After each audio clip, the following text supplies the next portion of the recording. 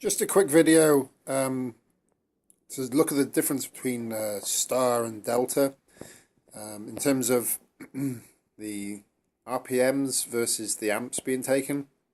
So I got a little rig here set up with my two big packs, 60 volt nominal 16S, clamp on meter, throttle just for spinning it up, and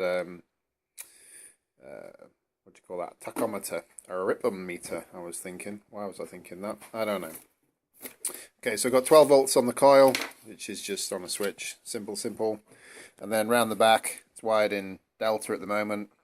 But I did have different jumpers in that was in to wire it in star. 38 amp limited controller, which interestingly says 3648 volts, and I'm running it on 16, not a problem, so it's not cutting out on overvolt. Whether that's good for it or not, I don't know. Anyway, doesn't matter. That would be quite a good range of voltages that you could put through one single controller. Results.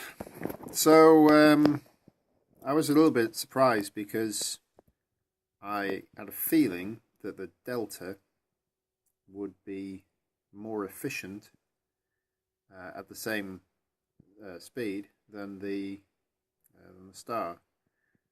Having looked at one of the other alternators with the overlap of the rotor, which wasn't this alternator by the way, this is a Valio, and the other one was a Nippon Denso. But this one's got the 6 wires out the back, so I can make the changeovers nice and easy. So yeah, I mean, obviously low ripons there, you've got 1000 ripons, you've got 2.5 amps, and then as you're going up and up to the maximum, you're pulling 20. I mean, this is unloaded, so you wonder about efficiency, and you see this, and yeah, it's crazy. You know, you've got like 1200 watts or more just heat, basically, even though it's spinning up. So anyway, I just thought I'd do that as a little comparison and post it up in case anyone was interested.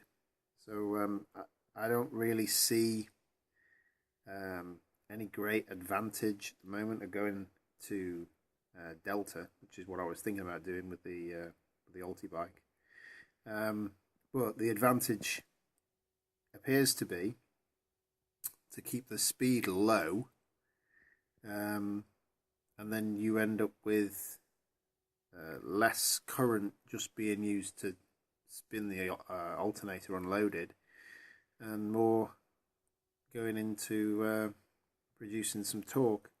But obviously doing that at low speed and high current, that's going to end up with cogging, which then pushes you towards having a higher voltage on the rotor.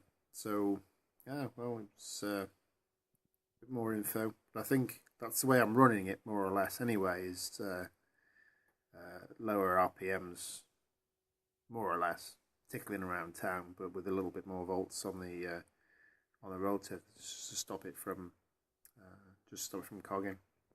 Anyway, there you go. So we're still waiting for parts for the to use the current to set the coil voltage, and it's raining horrible, so I've not really been on the bike at the moment to do anything with the switched voltage. But running up and down the road, that was pretty good. That was sort of 12 volts, then going up to 16. I think you could probably do with a bigger step, but I need more than a 20 K resistor, which is also in the post from China, so give it a couple of weeks. Okay, bye bye.